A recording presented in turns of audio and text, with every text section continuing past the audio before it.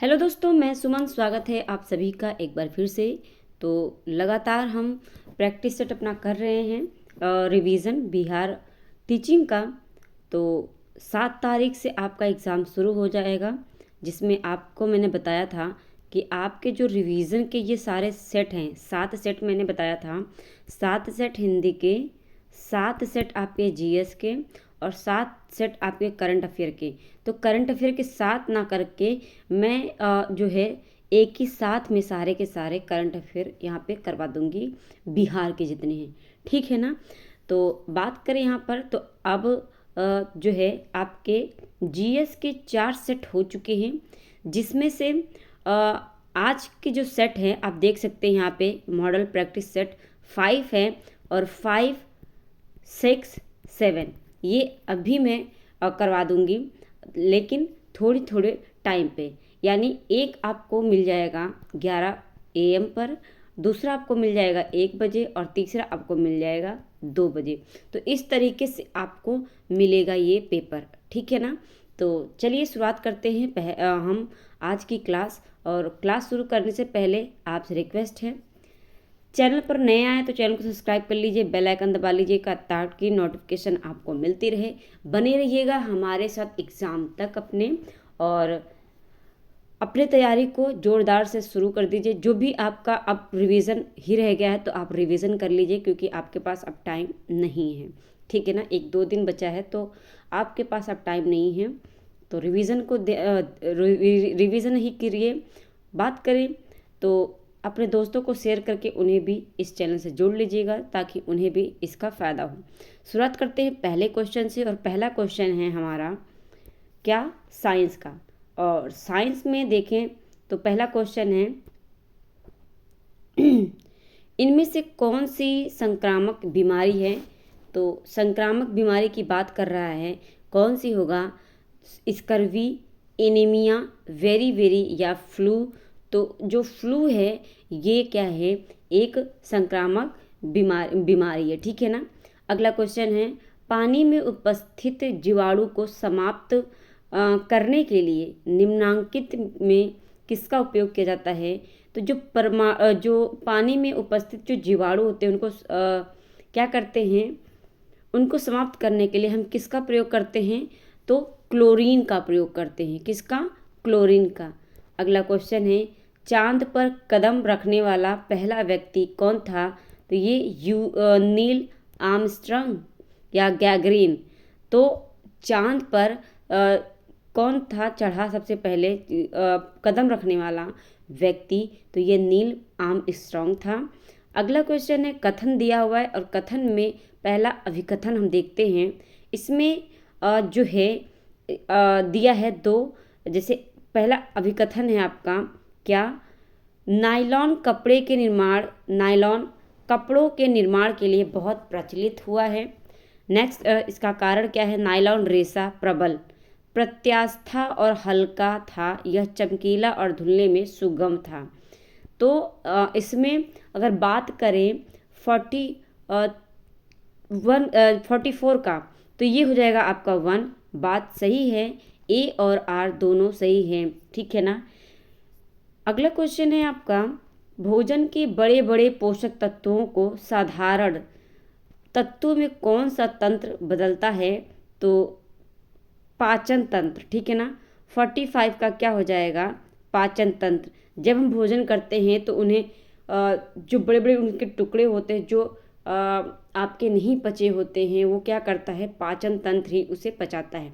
आप जितना आप चबा सकते हैं उतना ही आप चबाते हैं। उसके बाद आप जब निगलते हैं उसके बाद पाचन तंत्र जो है शुरू हो जाता है। तो जितने भी पाचन तंत्र के अंग होते हैं वही भोजन को आपके पचाते हैं। ठीक है ना। अगला क्वेश्चन है, मिलान दिया हुआ है, एक तरफ रोग दिया हुआ है और एक तरफ आपका रोग का सूक्ष्म जीव दिया हुआ है। इन्फ्लुएंजा, अतिसार, टाइफाइड। तो टाइफाइड आपका किससे होता है, टाइफाइड आपका होता है सॉरी पहले से लेते हैं, इन्फ्लुएंजा। इन्फ्लुएंजा आपका होता है किससे, तो इन्फ्लुएंजा आपका हो जाता है, एक मिनट यहाँ पे हम एक बार देख लेते हैं कि ऑप्शन कैसे दिया हुआ। अच्छा, इस तरह ऑप्शन दिया हुआ है। तो सबसे अगर बात करें यहाँ पर, तो इन्फ्लुएंजा आपका क्या होता है, विषाणु से होता है, ठीक है ना। इन्फ्लुएंजा विषाणु से होता है। उसके बाद अगर बात करें, अतिसार आपका किससे होता है, जीवाणु से, और टाइफाइड आपका प्रोटोजोआ से होता है, ठीक है ना। अतिसार किससे होता है, जीवाणु से। तो यहाँ पे अगर आंसर देखें तो पहला हो जाएगा, एक मिनट, यहाँ पे थर्ड, फर्स्ट और सेकंड दिया हुआ है। तो अच्छा, इन्फ्लुएंजा विषाणु से होता है, अतिसार में आपका प्रोटोजोआ से होता है, और टाइफाइड आपका जीवाणु से होता है। ये आपका सही हो जाएगा। टाइफाइड जीवाणु से होता है, अतिसार प्रोटोजोआ से होता है, और इन्फ्लुएंजा जो होता है ये वायरस यानी विषाणु से होता है। तो ऑप्शन ए आपका सही हो जाएगा 46 का। नेक्स्ट क्वेश्चन है शरीर के लिए आवश्यक पोषक या 5 पोषक तत्व कौन से हैं। कार्बोहाइड्रेट, प्रोटीन, वसा, विटामिन, लवण, ये हैं आपके शरीर के पोषक के लिए, ठीक है ना। यहाँ पे जल नहीं होगा। और बात करें यहाँ पे आयरन, कार्बन, तो कार्बन नहीं, ठीक है ना। अगला क्वेश्चन है आपका, कथन दिया है। पहला कथन है मिट्टी फसल को खनिज पदार्थ प्रदान करती है, और दूसरा कथन है मिट्टी में मौजूद पोषक तत्व पौधों की शुरुआती वृद्धि के लिए आवश्यक होती हैं। ये दोनों ही बात सही हैं। 47 का हो जाएगा 1। नेक्स्ट क्वेश्चन है, गिलहरी और चूहे कहलाते हैं। तो गिलहरी और चूहे क्या हैं, कृंतक हैं। ये क्या करते हैं, कपड़ों को और चीज़ों को क्या करते हैं, कुतरते हैं, ठीक है ना। तो इनके कुतरने का कारण क्या होता है, इनके जो आगे के 2 दांत होते हैं ना, वो बहुत ही तेज़ी से वृद्धि करते हैं, जिसकी वजह से ये कुछ न कुछ चीज़ें कुतरते रहते हैं, जिससे इनके दांत जो है ज़्यादा बढ़ने ना पड़े। तो इनके जो मसूड़े होते हैं ना, वो फाड़ देगा, जबड़े जो होता है फाड़ देगा, जिसकी वजह से ये कुतरते रहते हैं। तो 49 का हो जाएगा कृंतक। अगला क्वेश्चन है, हमारी आँख के किस भाग पर वस्तु का प्रतिबिंब बनता है। तो ये कार्निया पर बनता है, ठीक है ना। कार्निया पर वस्तु का प्रतिबिंब बनता है। रेटिना पर बनता है वस्तु का प्रतिबिंब, और ये किसकी तरह होता है, फिल्म, जो कैमरे का फिल्म होता है उसकी तरह होता है, ठीक है ना। कार्निया वो होता है जो कि आपके जब डोनेट करते हैं आँख, तो आप कार्निया को ही डोनेट करते हैं। रेटिना पर क्या बनता है, प्रतिबिंब बनता है। नेक्स्ट है, शॉर्ट सर्किट अथवा बिजली से लगी आग को बुझाया जाता है बालू तथा मिट्टी के द्वारा। बालू तथा पानी नहीं, मिट्टी तथा पानी नहीं होगा, बालू तथा पेट्रोल, गलत बात। बालू और मिट्टी के द्वारा क्या करते हैं, बुझाते हैं आग को। नेक्स्ट क्वेश्चन है, अगर किसी व्यक्ति का हाथ जंग लगे लोहे के टुकड़े से कट गया हो तो उसे पानी से हाथ धोना चाहिए, या दर्द निवारक सुई लेनी चाहिए, या टिटनेस की सुई लेनी चाहिए, या फिर हाथ को बर्फ से सेकना चाहिए। तो यहाँ पे क्या हो जाएगा, टिटनेस की सुई लेनी चाहिए, ठीक है ना।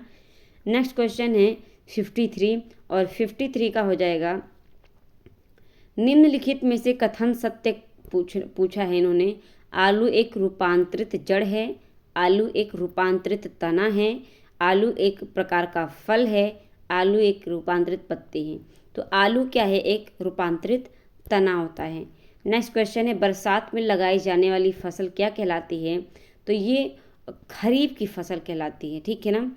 बरसात में लगाई जाने वाली जो फसल होती है, तो ये खरीफ की फसल होती है। रबी की फसल जो होती है, ये शीत के समय यानी ठंड के समय लगा जाती है। अब इस समय क्या होगा, रबी की फसल होगी। जायद की फसल जो आपका फरवरी से लेके आपके जून तक चलते हैं, जो फल फ्रूट्स आपके, जैसे खरबूजा हो गया, तरबूज हो गया, ककड़ी हो गया, खीरा हो गया, जितनी भी फल वाली चीज़ें हैं वो क्या है, जायद फसल में आती हैं, ठीक है ना।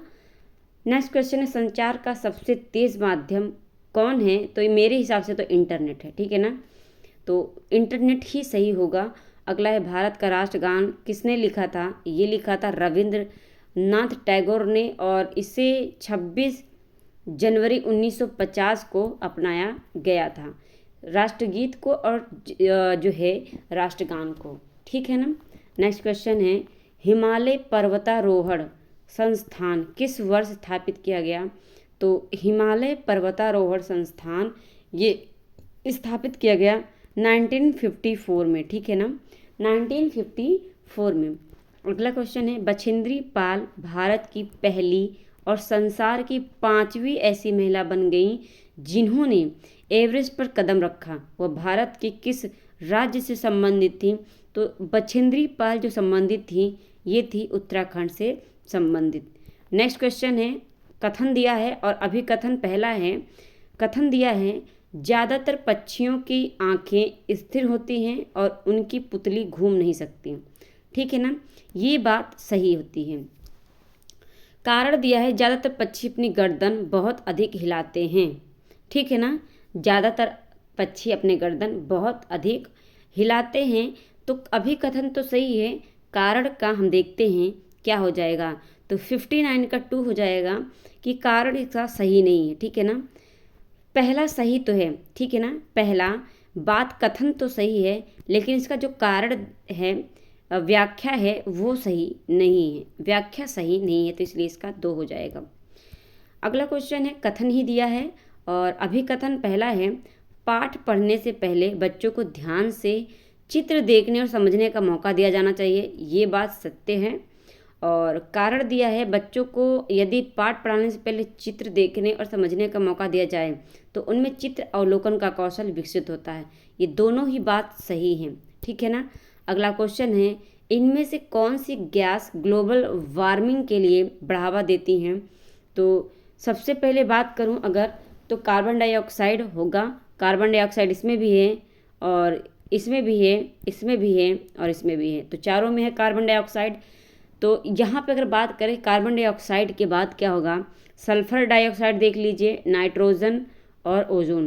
तो यहाँ पे अगर बात करें तो सल्फर डाइऑक्साइड होगा, नाइट्रोजन होगा, कार्बन डाइऑक्साइड और ओजोन होगा, मीथेन नहीं होगा। और फ्लोरो की बात कर रहा है यहाँ पे, ऑक्सीजन नहीं होगा। ठीक है ना। और बात करें यहाँ पे जलवाष्प तो नाइट्रस नहीं होगा। ठीक है ना। अगला क्वेश्चन है आपका, नीचे लिखी चीज़ों में कौन सी बायोडिग्रेडेबल है?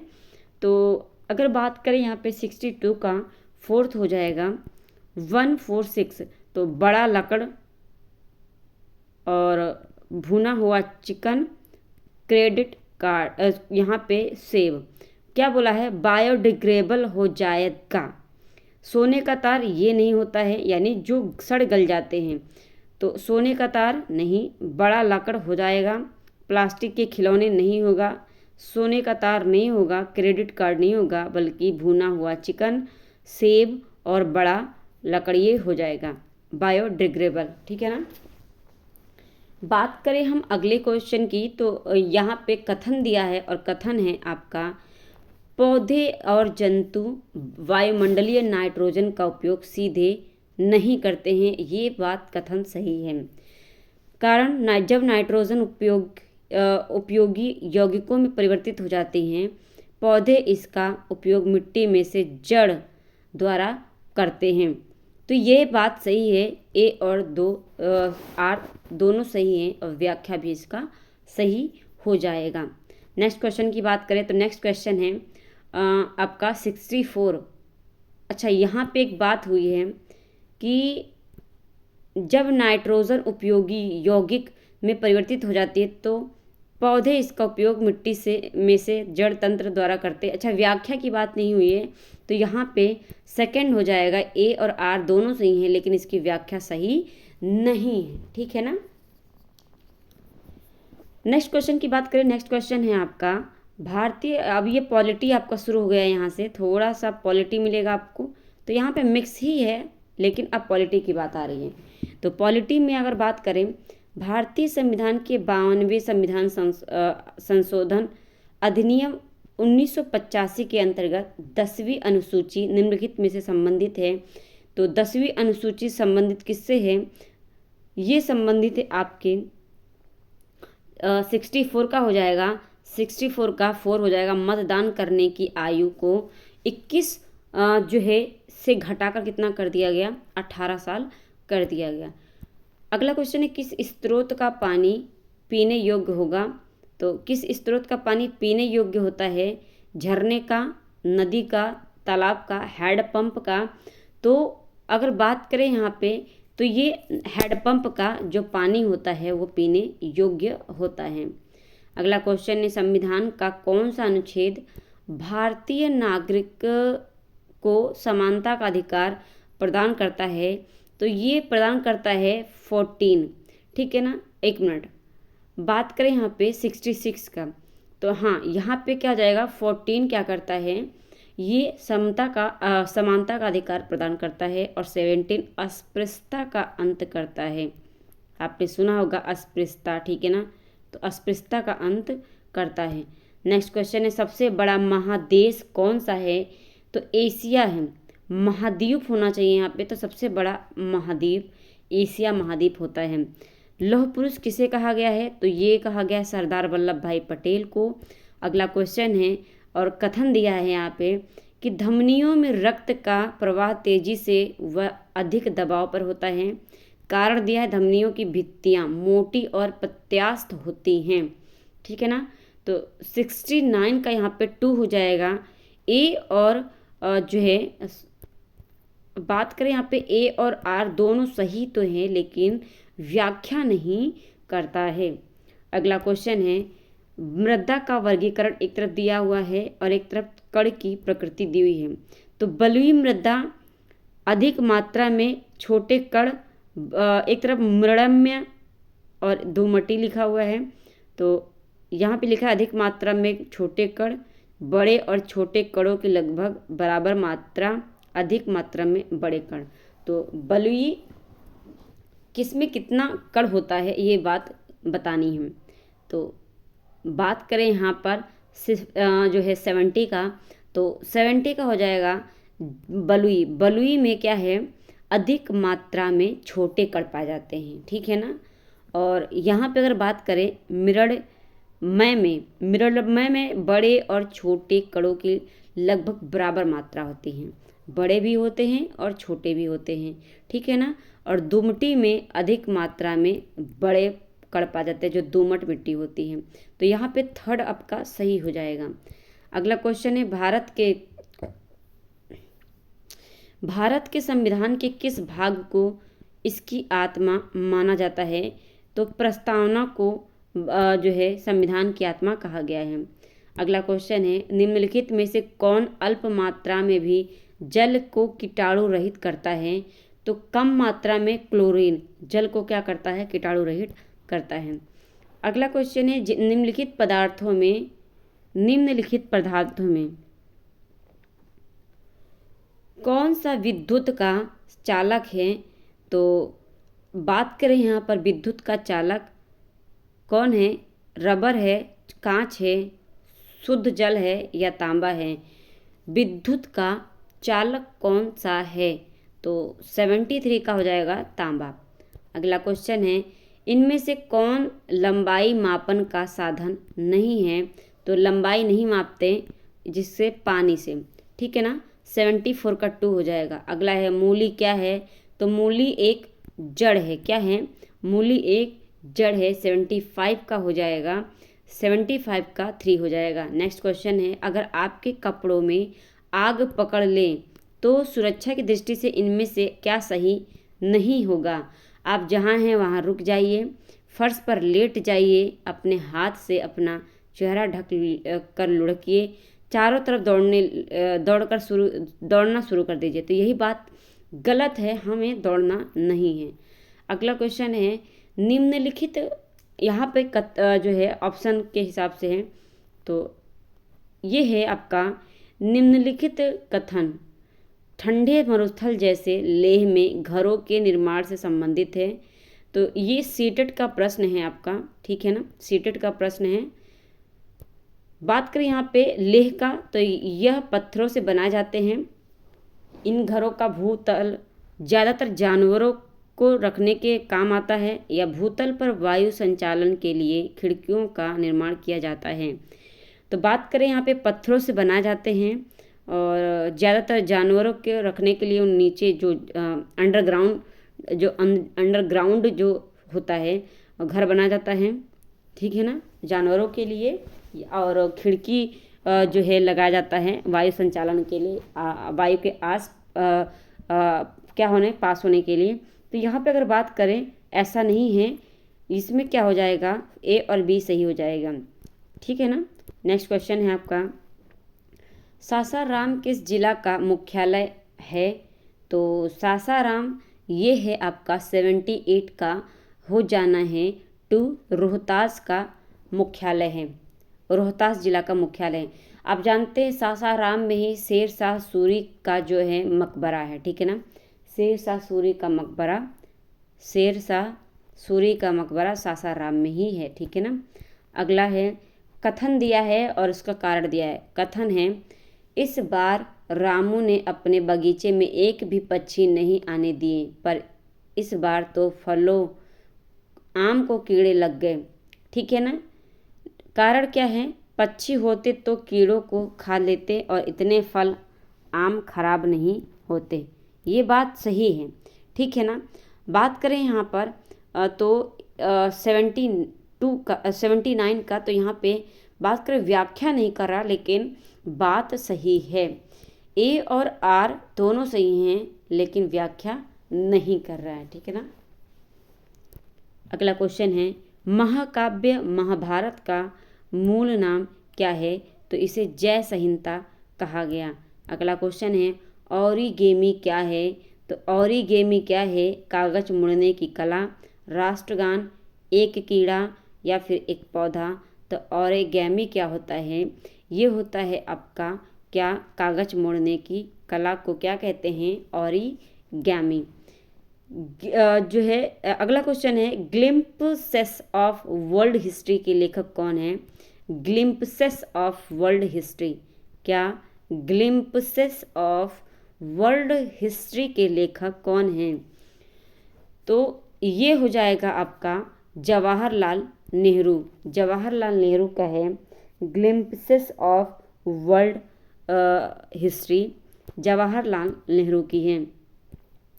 नेक्स्ट क्वेश्चन है, कथन दिया है और कथन है आपका, हम अपने भोजन को ताज़ा रखने के लिए उसे रेफ्रिजरेटर में रखते हैं। कारण रेफ्रिजरेटर का कम तापमान सूक्ष्म जीवों की वृद्धि में मदद करता है। तो ये गलत बात है, सूक्ष्म जीवों की वृद्धि में मदद करता है ऐसा नहीं है, ठीक है ना। तो यहाँ पे अगर बात करें तो ए सही है, लेकिन ए सही है, आर गलत है। तो बात करें यहाँ पे 83 का क्या हो जाएगा? ए सही है, आर गलत है। अगला है, थाई पूसम त्यौहार निम्नलिखित में से किस धर्म में मनाया जाता है? थाई पूसम, तो थाई पूसम मुसलमानों का नहीं है, ईसाइयों का भी नहीं है, सिख का है या फिर हिंदू का। तो थाई पूसम हिंदू का त्यौहार है, सिख का भी नहीं है। अगला क्वेश्चन है, भारत के राष्ट्रपति के रूप में सर्वाधिक लंबा कार्यकाल किसका रहा? तो ये डॉक्टर राजेंद्र प्रसाद का रहा। अगला क्वेश्चन है, ईवीएम किसे कहते हैं? तो ईवीएम कहते हैं इलेक्ट्रॉनिक वोटिंग मशीन को कहते हैं, ठीक है ना। ईवीएम किसे कहते हैं? इलेक्ट्रॉनिक वोटिंग मशीन को कहा जाता है। अगला क्वेश्चन है, उर्वरक के बारे में सही क्या है? उर्वरक रासायनिक पदार्थ है जो विशेष पोषकों से समृद्ध होती है। उर्वरक एक कार्बनिक लवण है। उर्वरक से मिट्टी को ह्यूमस प्राप्त होता है। उर्वरक में पादप पोषक जैसे कि नाइट्रोजन, फास्फोरस, पोटेशियम प्रचुरता में पाए जाते हैं। तो इसमें से कौन सा सही हो जाएगा? इनमें से कौन सा सही हो जाएगा? तो 87 का क्या हो जाएगा? ए और डी। उर्वरक रासायनिक पदार्थ है जो विशेष पोषक में समृद्ध होता है, और बी नहीं होगा इसमें, ठीक है ना, बी नहीं होगा। सी भी नहीं होगा, मिट्टी को ह्यूमस प्राप्त होता है, ऐसा नहीं है। यहाँ पे उर्वरक में पादप पोषक जैसे कि नाइट्रोजन, फास्फोरस तथा पोटेशियम प्रचुरता में मिलती हैं।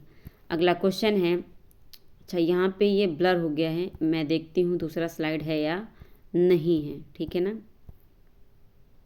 अच्छा, दूसरा स्लाइड नहीं है, हमें इसी से काम चलाना पड़ेगा, तो मैं बोल देती हूँ, ठीक है ना। पौधे की विकास वृद्धि के लिए सबसे उपयुक्त मिट्टी कौन सा है? तो विकास वृद्धि की बात की है तो पौधे के लिए 88 का हो जाएगा, दोमट मिट्टी सबसे उपयुक्त होता है। नेक्स्ट क्वेश्चन है, मृत्तिका मिट्टी होती है, मृत्तिका मिट्टी होती है तो हल्की होती है, कम स्वस्थ क्या होता है, ज़्यादातर पानी रख सकती हैं या कम सुआतित होती हैं। तो बात करूं यहाँ पर मृत्तिका मिट्टी, तो इसमें हो जाएगा आपका 89 का जो है 2 हो जाएगा, ये कम सुआतित होती हैं, ठीक है ना। अगला क्वेश्चन है, एक मांसाहारी जंतु जिसके शरीर पर धारियाँ होती हैं, ठीक है ना, अपने शिकार को पकड़ते समय बहुत तेज़ी से भागता है, उसके जो है उसके पहचाने जाने की संभावना क्या है?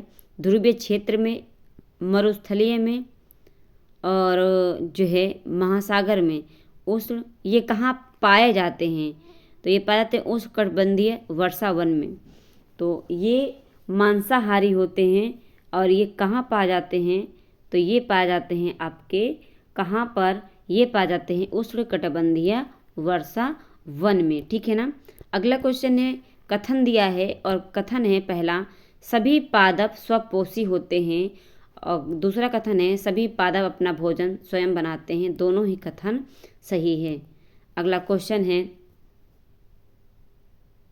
अच्छा यहाँ पे एक बात है, सभी पादप स्वपोषी होते हैं, ठीक है, लेकिन सभी पादप अपना भोजन स्वयं नहीं बनाते हैं। कुछ जो पादप होते हैं वो दूसरों पे निर्भर होते हैं, तो यहाँ पे एक सही है, दूसरा सॉरी, यहाँ पे बात करें सभी की बात हो गई तो यहाँ पे भी तो यही बात हो रही है।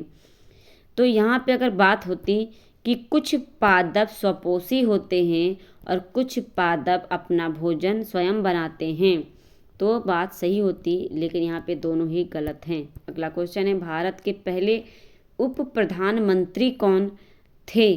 तो उप प्रधानमंत्री की बात हो रही है, ये थे आपके कौन? सरदार पटेल, ठीक है ना, सरदार पटेल उप प्रधानमंत्री थे।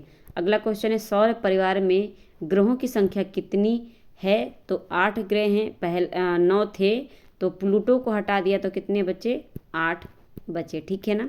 नेक्स्ट क्वेश्चन है, भारत गणतंत्र हुआ, ये कब हुआ था? तो भारत आपका ये गणतंत्र हुआ था 26 नवंबर 1949 को, ठीक है ना, 26 नवंबर 1949 को। 94 का हो जाएगा आपका, अच्छा गणतंत्र की बात हो रहा है तो गणतंत्र की बात है तो ये 26 जनवरी 1950 को भारत गणतंत्र हुआ था, ठीक है ना।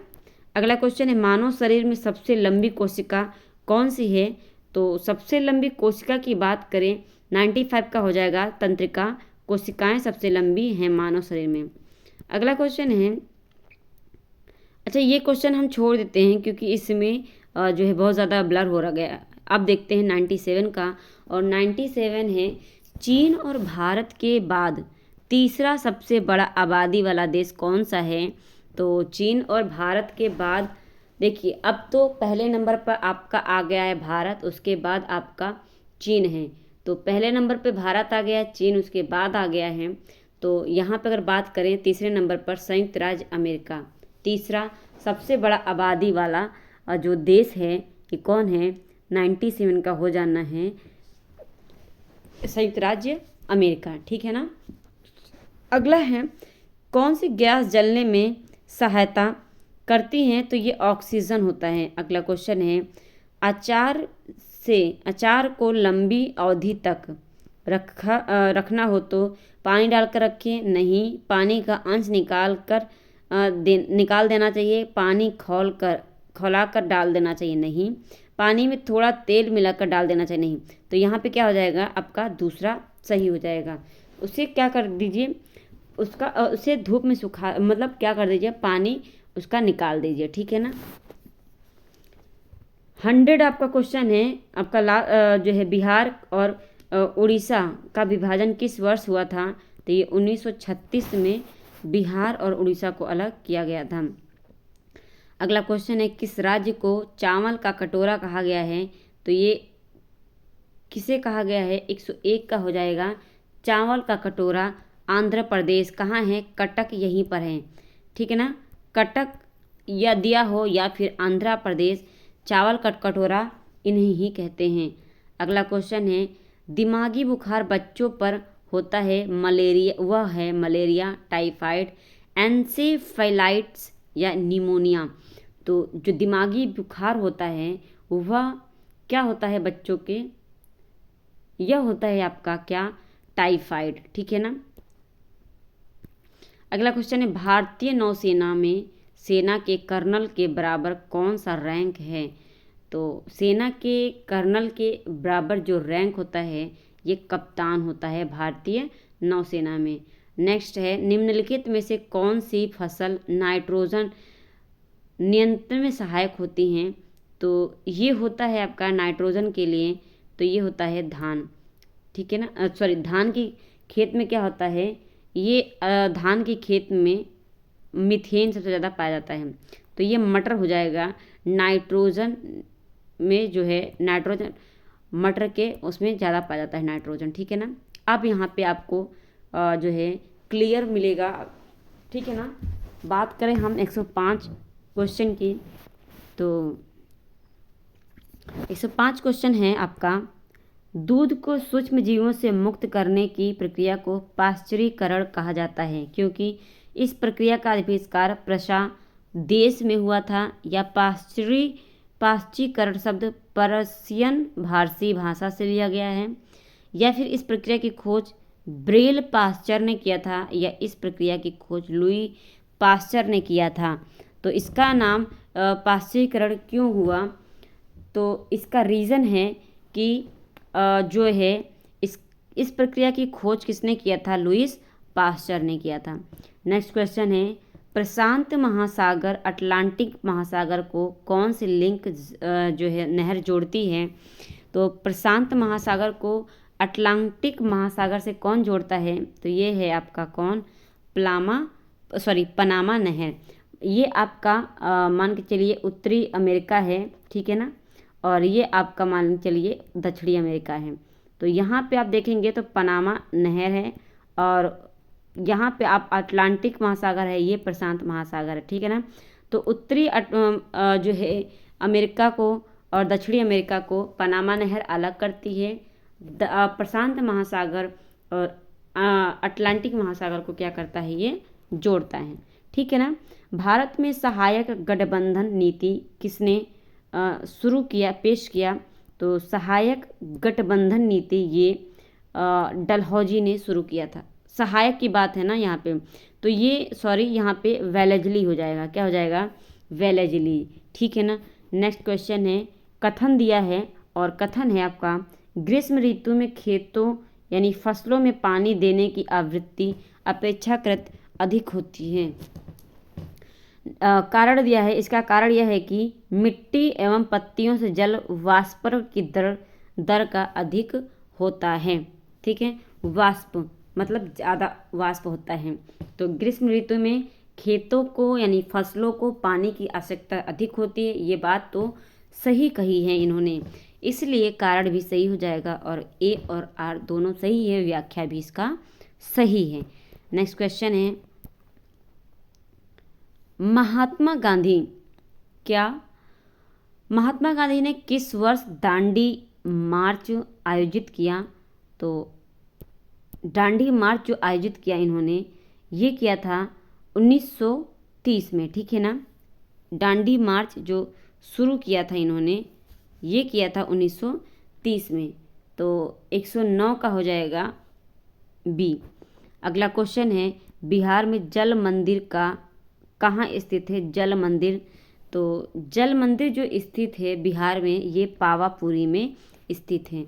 अगला क्वेश्चन है, शीर्ष मुद्रा के बारे में निम्नलिखित में से कौन सा कथन सत्य है? शीर्ष मुद्रा के बारे में, तो यह मृदु, सरंध्र और कम जल सोखने की वाली होती हैं, या फिर बात करें यह कई जीवों जैसे कृमियों और कृंतकों रोडेंट्स को आवास प्रदान करती हैं। तो यही बात आपकी सही हो जाएगी, ठीक है ना। जो है नेक्स्ट क्वेश्चन है आपका 112। अगला क्वेश्चन 112 और 112 है, इनमें से कौन अक्षांश रेखा भारत से होकर गुजरती है? तो कर्क रेखा भारत से होकर गुजरती है। कितने राज्यों से? 8 राज्यों से होकर गुजरती है। अगला क्वेश्चन है, सौरमंडल का सबसे बड़ा उपग्रह कौन सा है? तो गैनीमीड होता है, और गैनीमीड किसका है? तो ये बृहस्पति का है, ठीक है ना, बृहस्पति का है। और गैनीमीड सौरमंडल का सबसे बड़ा ग्रह है। टाइटन किसका है? तो ये शनि का होता है टाइटन, और चंद्रमा आपका पृथ्वी का है, ठीक है ना। तो ये बात आप ध्यान में रखेंगे। तो 113 का हो जाएगा गैनीमीड। नेक्स्ट क्वेश्चन है, द्वीपों के लक्षद्वीप समूह की उत्पत्ति कैसे हुई? द्वीपों के द्वीप की उत्पत्ति कैसे हुई? तो ये मूंगा की मूल से हुई है, ठीक है ना। अगला क्वेश्चन है, ब्रिटिश राज में भारत के पहले गवर्नर जनरल कौन थे? तो भारत के पहले गवर्नर जनरल की बात हो रही है, तो ये विलियम बेंटिंक हो जाएगा। बंगाल का पहला गवर्नर जनरल बोलता तो ये वॉरेन हेस्टिंग हो जाता, ठीक है ना। लेकिन भारत का पूछा है तो ये कौन हो जाएगा? विलियम बेंटिंक हो जाएगा, ठीक है ना। तो यहाँ पे अगर बात करें, अगला क्वेश्चन है, कल्पना करें कि सीटेट का जो है बेसिस पे है ये क्वेश्चन, और ये सीटेट में आया हुआ क्वेश्चन है। कल्पना करें कि आप एक पर्वतारोहण यात्रा पर जाने की योजना बना रहे हैं, और आपको यात्रा में ज़मीन पर बिछाने के लिए टेंट के लिए उपयुक्त पदार्थ कपड़ा का चुनाव करना है। आप निम्न में से किस सामग्री का चुनाव अपने टेंट के लिए करेंगे? तो मोटी कपास की सीट का प्रयोग करेंगे, या फिर मोटी ऊनी सीट, या एक तल वाली प्लास्टिक सीट, या 2 तह वाली प्लास्टिक सीट। इनमें से कौन से कपड़े का चुनाव आप करेंगे? तो इनमें से 4 हो जाएगा आपका, ऑप्शन 4 हो जाएगा 2 तह वाली प्लास्टिक सीट, ठीक है ना। अगला क्वेश्चन है, सौरमंडल का सबसे गर्म ग्रह कौन सा है? शुक्र है। बुध को मत लगाइएगा कि शुक्र के शनि के पास है सबसे, तो यही हो जाएगा, नहीं, शुक्र हो जाएगा, ठीक है ना। अगला क्वेश्चन है, भारत का पहला जीवमंडल यानी बायोस्फीयर रिजर्व कौन सा है? तो भारत का पहला बायोस्फीयर रिजर्व ये आपका कौन सा है? बात करें यहाँ पर तो ये है आपका वेस्टर्न घाट, या फिर नीलगिरी जीवमंडल रिजर्व, या फिर आपका है कौन सा? अरावली। तो यहाँ पे बात करूँ, नीलगिरी जीवमंडल बायोस्फीयर ये भारत का पहला बायोस्फीयर है, ठीक है ना। अगला क्वेश्चन है, उस भारतीय परमाणु भौतिक शास्त्रज्ञ को पहचाने जो Tata institute of fundamental research के संस्थापकीय निर्देशक और भौतिक शास्त्र के प्राध्यापक थे। तो परमाणु का बात बोल रहा है, ये विक्रम सारा भाई होंगे, ठीक है ना। सॉरी, यहाँ पे होमी जहांगीर भाभा हो जाएंगे, ठीक है ना, होमी जहांगीर भाभा। लास्ट है आपका, निम्नलिखित कथन पर विचार करें और नीचे दिए गए कूट की सहायता से रिक्त स्थान की पूर्ति करें। मेरी एक बहन है, मेरी बहन सुन नहीं सकती, मेरी बहन पियानो बजा सकती है, मेरी बहन क्या है? निर्जन है, अनूठी है, या अजीब है, या मुझसे कमतर है। तो यहाँ पे हम निगेटिव नहीं देखेंगे, हम जाएंगे अनूठी पर, ठीक है ना। तो 120 का अनूठी हो जाएगा। तो ये सीटेट के हिसाब से आपको आंसर देना था। तो कैसे लगी आज की क्लास कमेंट करके ज़रूर बताइएगा। और अगर अभी चैनल पर आप पहली बार आए हैं तो चैनल को सब्सक्राइब कर लीजिएगा, बेल आइकन दबा लीजिए ताकि नोटिफिकेशन आपको मिलती रहे। बिहार टीचिंग के लिए जो भी स्टूडेंट तैयारी कर रहा है वो लगातार आप जो है बने रहिए, अपना जो है बेस्ट से बेस्ट मैं देने की कोशिश कर रही हूँ आपके रिवीजन में। तो आपके सारे के सारे सेट्स मैं करवा दूँगी। और बात करें यहाँ पर तो पीआरटी के, तो आपकी पीआरटी वालों की क्लास चलती रहेगी। और बाकी जो है जिन स्टूडेंट को जो पेपर 7 से स्टार्ट है वो भी ये क्लास देखते रहें, ठीक है ना। तो अपना अपना क्लास देखते रहें, बाकी इसी में सब आने वाला है, चाहे 120 नंबर का हो या फिर आपका जीएस 40 नंबर का हो, सबका एक ही होने वाला है, बस क्वेश्चन चेंज होते हैं, ठीक है ना। तो अपने दोस्तों को शेयर कर दीजिए अभी के अभी और उन्हें भी जोड़ लीजिए इस चैनल से। आज के लिए बस इतना ही, धन्यवाद। मिलते हैं हम अगली क्लास में।